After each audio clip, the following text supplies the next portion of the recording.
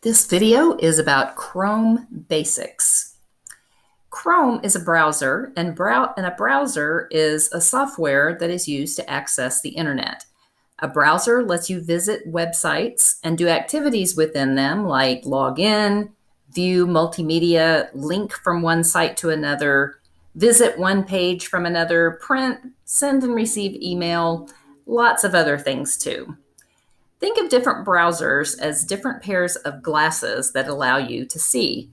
Although you'll see the same things, the frames around the lenses might look a little bit different. So you may have heard of or used other browsers like Internet Explorer, Edge, or Firefox.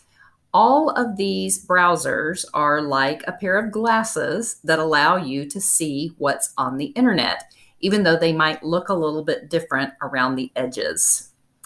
In this example, we are looking at the Chrome browser, and the web page in the browser that's visible is my Google Drive. Since we'll be exploring Google tools, it makes sense to use Google Chrome as your browser. Google tools play nicely with other products in the Google family.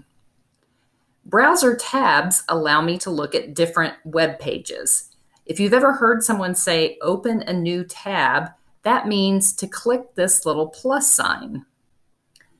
That will allow you to keep the other pages active while you go look at another one.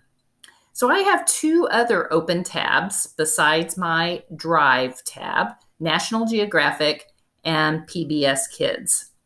In Chrome, I can click and drag these tabs around to reorder them. I tend to be the kind of person who has many tabs open at once, and being able to move the order of the tabs is really helpful so I can group like pages together. I can also pin tabs to the top of my browser. For example, when I right-click on my Drive browser tab, you'll see the option that says Pin. As a reminder, a right click on a touchpad is a simultaneous two-finger tap. When I click Pin, that will sort of stick that tab in place, and I can no longer click and drag to move it. It's always going to snap back to the farthest position to the left. I can pin other tabs as well, and they will stay just to the right of the one that was pinned previously. Another thing that I can see when I right click on a site, my PBS Kids is currently muted. I can see that from this little icon right here as well. And if you are ever getting some sounds from a website, you can look quickly to see which site is giving you that sound by seeing this little sound icon. And I'm going to go ahead and mute that tab again. And now you see that I have the line through it, which indicates that there is sound playing, but I just can't hear it right now. Sometimes you might accidentally close a tab that you didn't mean to. For example, maybe I accidentally close my National Geographic tab, and I realized that was a mistake. I can press on my keyboard Control-Shift-T, and I can bring that site right back up again.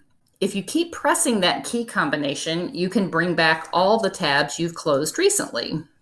I am a big fan of shortcut keys, and for a list of all shortcut keys in Windows, you can go to tinyurl.com/shortcut keys.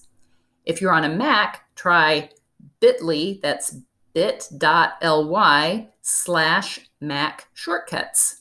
And if you're on a Chromebook, try pressing Control-Alt ? On your keyboard for a quick way to access or search shortcut key combinations.